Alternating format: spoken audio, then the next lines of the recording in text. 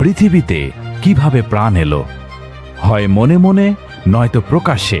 আমাদের সকলের মনেই এই প্রশ্ন কোনো না কোনো সময় উকি দেয়। কিন্তু বিজ্ঞান কিভাবে এই প্রশ্নের উত্তর খোঁজার চেষ্টা করেছে।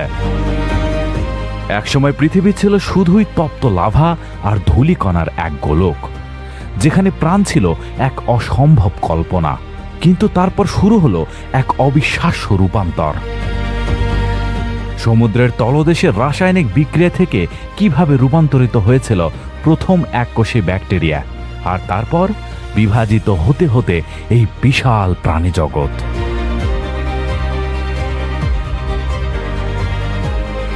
বিজ্ঞানীদের মতে আজ আমাদের শিরায় যে রক্ত বইছে তার উৎস লুকিয়ে আছে কোটি কোটি বছর আগের সেই আদিম মহাসাগরের অন্ধকারে। আর এই সকল রহস্য উদ্ঘাটন করতে হলে আমাদের দেখতে হবে সমুদ্রের তলদেশে আসলে কি ঘটেছিল। দেখতে হবে সেই ক্ষুদ্র ব্যাকটেরিয়াদের গল্প, যারা বিষাক্ত ধোঁয়াকে বদলে দিয়েছিল আমাদের বেঁচে থাকার অক্সিজেনে। আমরা হারিয়ে যাব এমন এক পৃথিবীতে যা 15 মিলিয়ন বছর ধরে ছিল বরফের এক বিশাল কারাগার।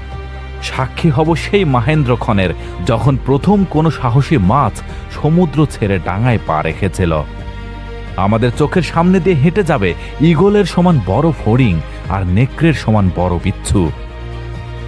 আর এই সব কিছুর শেষে আমরা পৌঁছাবো এমন এক সময়ের দ্বার প্রান্তে, যেখানে মাটি কাঁপিয়ে আবির্ভাব ঘটতে যাচ্ছে ইতিহাসের সবচেয়ে ভয়ঙ্কর প্রাণীদের।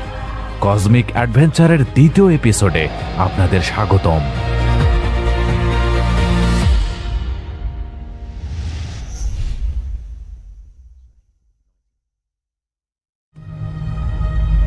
পৃথিবী গ্রহটি মাত্রই জন্ম নিয়েছে। দূর থেকে দেখতে সজীব মনে হলেও আসলে এখনো প্রাণহীন। ধূলির ঝড় থেকে কিভাবে এত বড় গ্রহ গঠিত হলো তা আপনারা অলরেডি এর আগের এপিসোডে দেখেছেন। পাথুরে গ্রহের জন্ম তো দেখলেন, কিন্তু এখানে প্রাণ এলো কি করে? উল্কাপিণ্ডগুলো এই গ্রহের গঠনের সময় থেকে বৃষ্টির মতো আছড়ে পড়ছে। কিন্তু এখন 380 কোটি বছর আগে এই আক্রমণ আরো তীব্র হচ্ছে।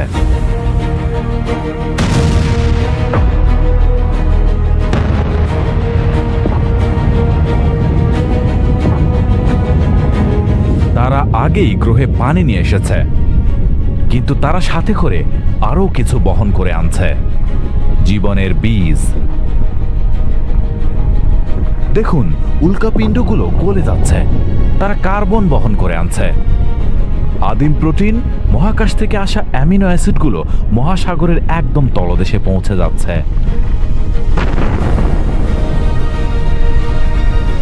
সেখানে অন্ধকার, সূর্যের আলো 300 মিটারের বেশি নিচে পৌঁছাতে পারে না, এবং তাপমাত্রা হিমাঙ্কের খুব কাছাকাছি।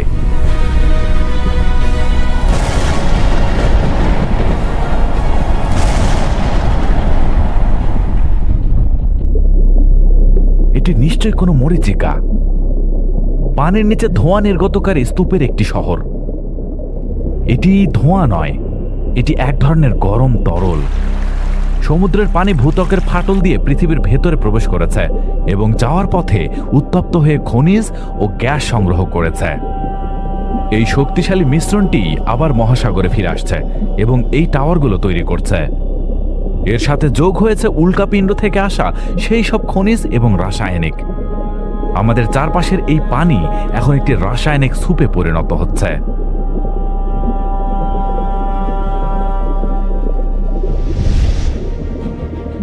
এটি আণুবীক্ষণিক জীবে পরিপূর্ণ। এই এককোষী ব্যাকটেরিয়াগুলোই পৃথিবীতে জীবনের আদিরূপ। আমরা এই গ্রহ গঠনের একটি চূড়ান্ত মুহূর্ত প্রত্যক্ষ করছি। জীবন শুরু হয়েছে, কিন্তু তারপর লক্ষ লক্ষ বছর ধরে আর কিছুই পরিবর্তন হয় না। কোনো অগ্রগতি নেই, বিবর্তনের কোনো পদক্ষেপ নেই, শুধুমাত্র এককোষী ব্যাকটেরিয়া। কিন্তু দাঁড়ান, এই এককোষী ব্যাকটেরিয়া এখানে গঠিত হলো কিভাবে? খুব মনোযোগ দিয়ে দেখুন। 380 কোটি বছর আগে পৃথিবী যখন ছিল এক ভয়ঙ্কর নরককুণ্ড, যেখানে প্রাণের কোনো নামগন্ধ ছিল না, ঠিক সেই সময় আকাশের তাণ্ডব থেকে বৃষ্টির মতো ঝরে পড়া উল্কাপিণ্ডগুলো মহাসাগরের বুকে বয়ে নিয়ে এলো কার্বন আর অ্যামিনো অ্যাসিডের মতো জীবনের মৌলিক উপাদান। সমুদ্রের একদম তলদেশে, যেখানে সূর্যের আলো পৌঁছাতে পারে না, সেখানে আগ্নেয়গিরির ফাটল থেকে বের হওয়া ফুটন্ত গরম পানি আর বিষাক্ত গ্যাসের সংমিশ্রণে তৈরি হলো এক অদ্ভুত রাসায়নিক স্যুপ। এই তপ্ত স্যুপের ভিতরেই ভাসছিল কার্বন, হাইড্রোজেন, নাইট্রোজেন আর ফসফরাসের বিচ্ছিন্ন সব পরমাণু। আলাদাভাবে এরা ছিল মৃত বালু কণার মতো নিথর, কিন্তু আগ্নেয়গিরির প্রচণ্ড উত্তাপ এই পরমাণুগুলোর ওপর এক জাদুকরী শক্তি হিসাবে কাজ করল। প্রচণ্ড তাপ আর চাপের মধ্যে এই পরমাণুগুলো একে অপরের সাথে ধাক্কা খেতে খেতে বিশেষভাবে জোড়া লেগে তৈরি করল জীবনের প্রথম একক, যাকে বলে নিউক্লিওটাইড। নাইট্রোজেন আর কার্বন মিলে তৈরি করল নাইট্রোজেন বেজ। তার সাথে যুক্ত হলো শর্করা বা সুগার আর ফসফেট। এরপর হাজার হাজার নিউক্লিওটাইড একে অপরের হাত ধরে তৈরি করল এক দীর্ঘ শিকল, যার নাম দেওয়া হলো আরএনএ। মনে হচ্ছে এই ঘটনাগুলো হয়তো সুসংগঠিতভাবে হয়েছে, মোটেও না, কোটি কোটি বছর লেগেছে।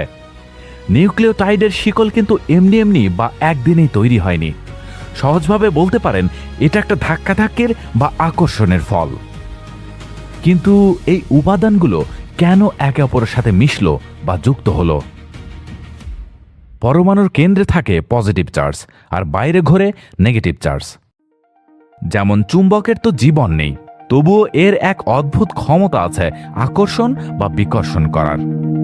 চুম্বকের যেমন উত্তর মেরু দক্ষিণ মেরুকে আকর্ষণ করে, তেমনি এই পরমাণুগুলো একে অপরের বিশেষ আকর্ষণে বা টানে ছটফট করছিল।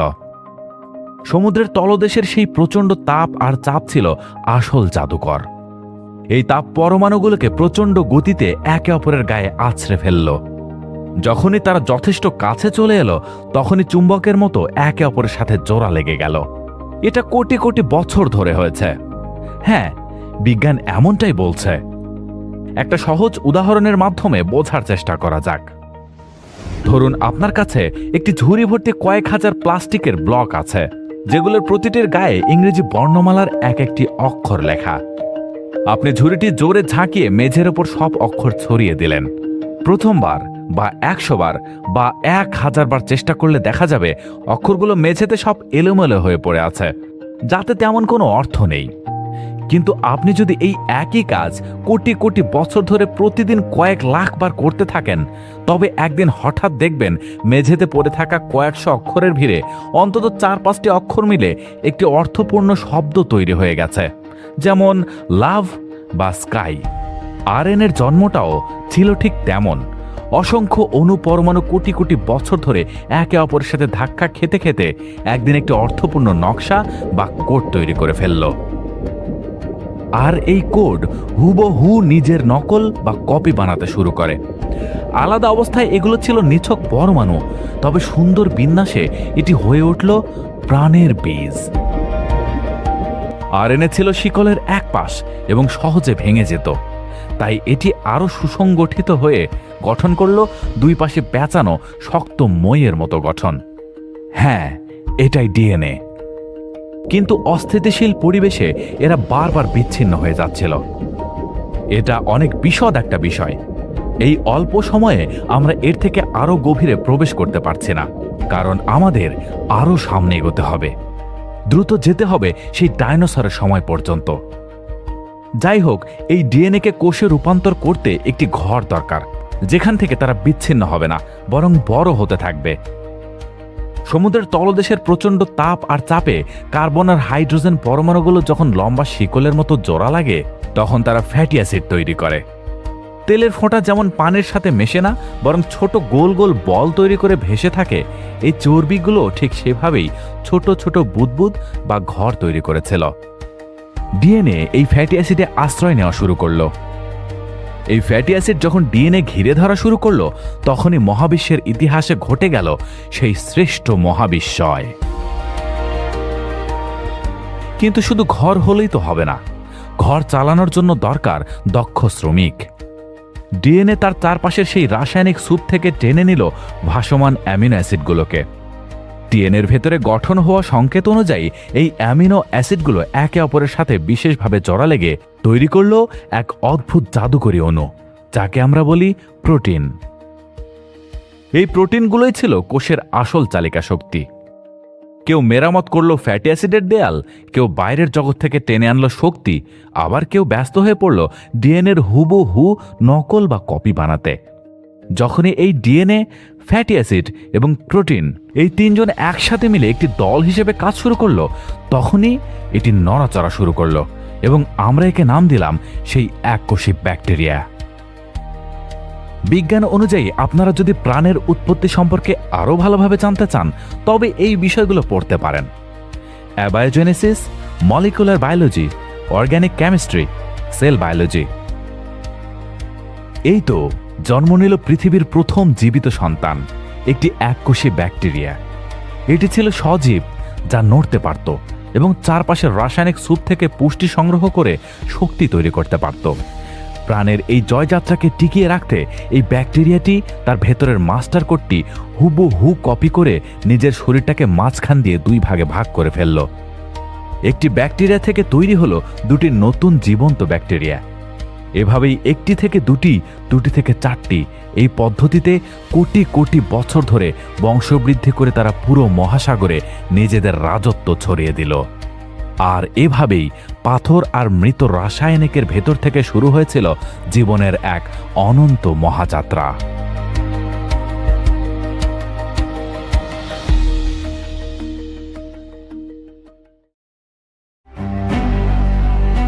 বড় বড় প্রাণীদের দেখতে হলে আমাদের সময়ের সাথে আরও সামনে এগিয়ে যেতে হবে। আমরা 350 বছর আগের একটি অগভীর মহাসাগরের উপর দিয়ে ভ্রমণ করছি। এগুলোকে পাথর নাকি উদ্ভিদ? মনে হচ্ছে সমুদ্রের তলদেশ থেকে পামন গাছের বনের মতো বেড়ে উঠছে।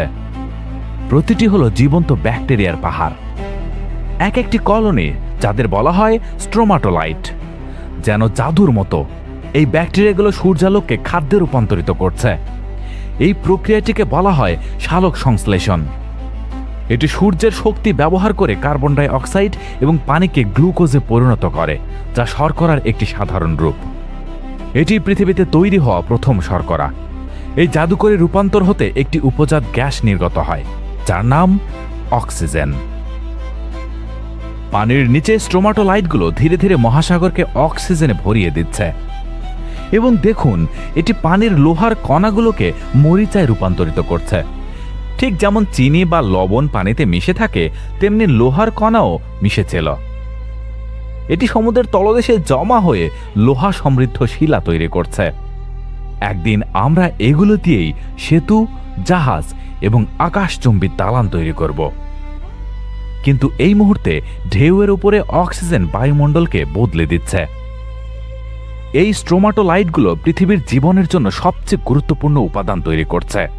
এগুলো ছাড়া কার্যত কোনো জীবন্ত প্রাণের অস্তিত্ব থাকত না।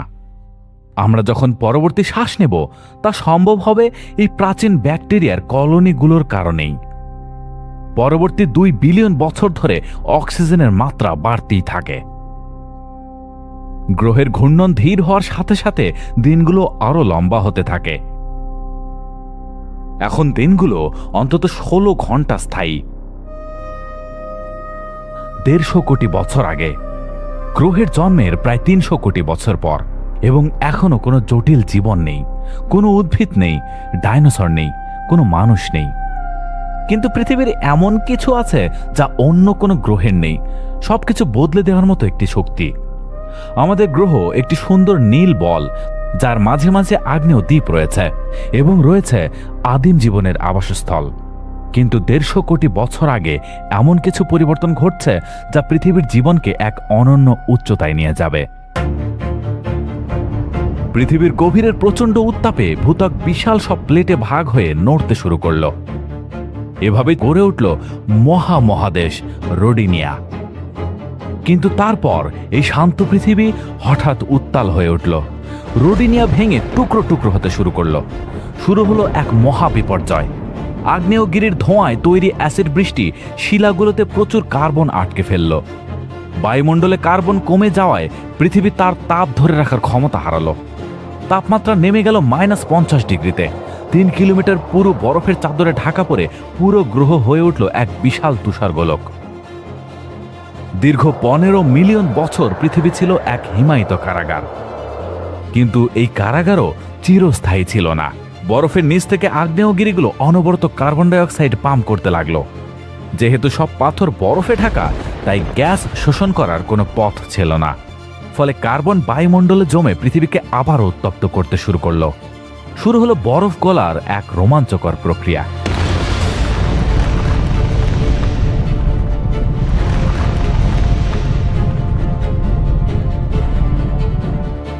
বরফ গলার সময় সূর্যের অতি বেগুনি রশ্মির প্রভাবে তৈরি হওয়া হাইড্রোজেন পারঅক্সাইড ভেঙে গিয়ে বায়ুমণ্ডলে অক্সিজেনের এক মহা বিস্ফোরণ ঘটালো। 15 মিলিয়ন বছরের ঘুম ভাঙার পর পৃথিবী জেগে উঠছে এক নতুন জায়গায়।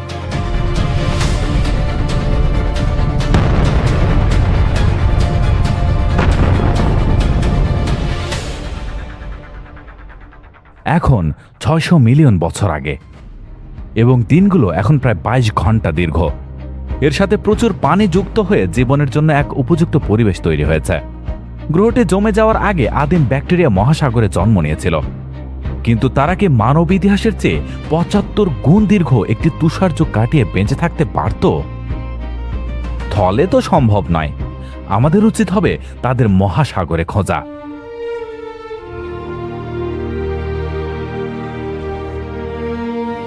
এখন 540 মিলিয়ন বছর আগে অক্সিজেনে ভরা মহাসাগরে সেই আদিম ব্যাকটেরিয়াগুলো বিবর্তিত হয়েছে।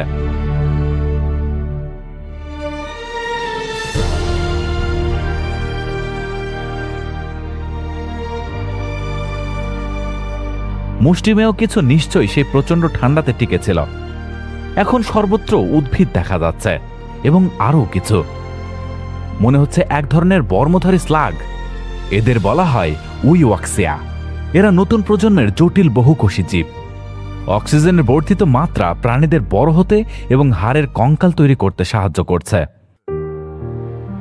এখানে আছে ওর্ম, স্পঞ্জ এবং এগুলো ট্রাইলোবাইট। এরা পতঙ্গ, লবস্টার, এমনকি বিচ্ছুর দূরসম্পর্কের আত্মীয়। মহাসাগরের জীবন আণুবীক্ষণিক ব্যাকটেরিয়া থেকে বিবর্তিত হয়ে এই ধরনের দানবীয় জীবে পরিণত হচ্ছে। এটি হল অ্যানোমালোক্যারিস। এটি প্রায় 60 সেন্টিমিটার দীর্ঘ। দেখুন এর বড় চোখ, ক্ষুরধার দাঁত এবং ধরার উপযোগী অঙ্গ প্রত্যঙ্গ। অ্যানোমালোক্যারিসকে কেবল তার শিকার বেছে নিতে হয়।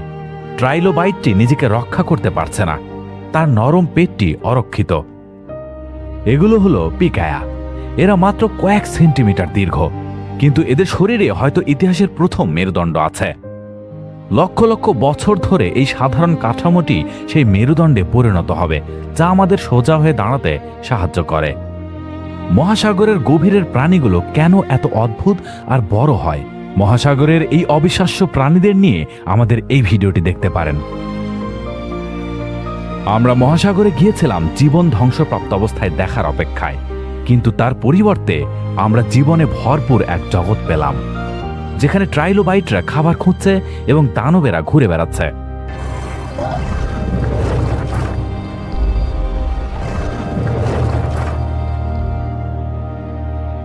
প্রাণীগুলো পরিচিত রূপ নিতে শুরু করেছে। মহাসাগর যদি জীবনে ভরপুর থাকে, তবে ডাঙায় কি ঘটছে? সেখানে নিশ্চয়ই অকল্পনীয় বিস্ময়, অদ্ভুত প্রাণী এবং অবিশ্বাস্য উদ্ভিদ অপেক্ষা করছে। আমরা এখন 460 মিলিয়ন বছর আগে ডাঙায় জীবনের খোঁজ করছি। তাপমাত্রা 30 ডিগ্রি সেলসিয়াস।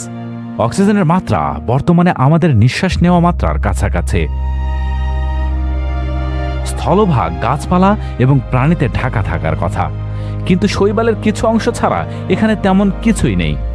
এর একমাত্র কারণ হল সূর্য। এটি প্রাণঘাতী বিকিরণ দিয়ে ভূপৃষ্ঠকে আঘাত করছে। মহাসাগরে আমরা যে জটিল জীবন দেখেছি তা ডাঙায় টিকে থাকতে পারবে না, কিন্তু বায়ুমণ্ডলের 50 কিলোমিটার উপরে একটা অদ্ভুত ঘটনা ঘটছে। যখন অক্সিজেন সূর্যের বিকিরণের সাথে মিলিত হয়, তখন এটি ওজোন নামক অন্য ধরনের গ্যাসে পরিণত হয়। এটি গ্রহের চারপাশে একটি কম্বল তৈরি করছে। এই ওজোন স্তর সূর্যের প্রাণঘাতী বিকিরণ শোষণ করে নিচ্ছে। 120 মিলিয়ন বছর ধরে এটি ঘন হতে থাকে এবং আরও বেশি বিকিরণ রুখে দেয়। ওজোন স্তর ছাড়া ডাঙায় জীবনের অস্তিত্বই থাকত না। এখন বিকিরণ থেকে সুরক্ষিত হয় ডাঙায় জীবন বিকাশের জন্য উপযুক্ত পরিবেশ তৈরি হয়েছে। ওই দেখুন, ছোট শৈবাল সদৃশ পিণ্ডগুলোই আমাদের প্রথম স্থলজ উদ্ভিদ, এবং তারা আরও বেশি অক্সিজেন নির্গত করছে। অক্সিজেনের মাত্রা দ্রুত বাড়ছে। একদল বিজ্ঞানীরা এখানে একটি উল্লেখযোগ্য আবিষ্কার করবেন, যা বর্তমান কানাডার এলসিমিয়ার দ্বীপের একটি প্রত্যন্ত উপত্যকা। তারা টিকটালিক নামক এক অদ্ভুত মাছের জীবাশ্ম খুঁজে পাবেন। এরা ঘাড় নড়াচড়া করতে পারে, যা তাকে নিজেকে উপরে তুলতে সাহায্য করে। অবশেষে এই প্রথম সমুদ্র থেকে স্থলে জীবনের প্রথম পদক্ষেপ। সে ডাঙায় উঠে আসছে।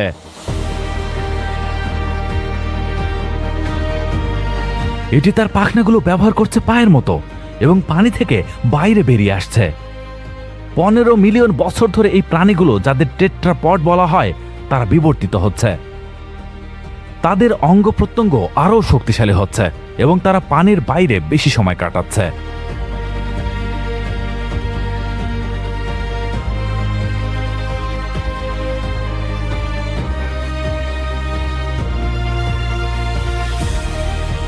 $360 মিলিয়ন বছর আগে তারা ডাঙাকেই তাদের ঘর বানিয়ে নেয়।